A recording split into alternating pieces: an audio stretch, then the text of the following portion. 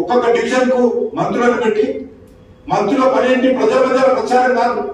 ఎవరు ఏ పార్టీలో ఉన్నాడు, ఏ పార్టీలో ఏ రకంగా బెదిరించాలి, ఎవరు కాంగ్రెస్ పార్టీని తొలగిస్తున్నాడు, వారు ఏ రకంగా బెదిరించి పోలీసులను పంపించి తెప్పించుకోవాలి, ఎవరికి డబ్బులు ఇవ్వాలి, ఎవరికి ఆశలు పెట్టాలి అనే విధంగా గత 4-5 రోజులుగా ఎన్నికల డ్రామా స్టార్ట్ అయిందనే విషయాన్ని సందర్భంగా వివరిస్తున్నాం.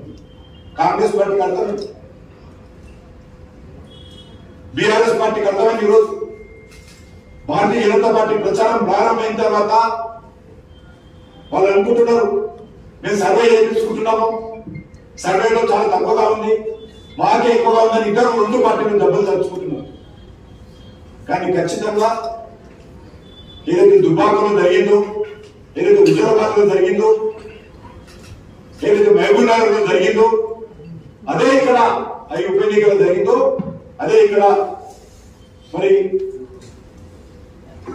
మళ్ళీ కనిపిస్తున్న విషయాన్ని ఈ సందర్భంగా నేను మళ్ళీ వస్తాను.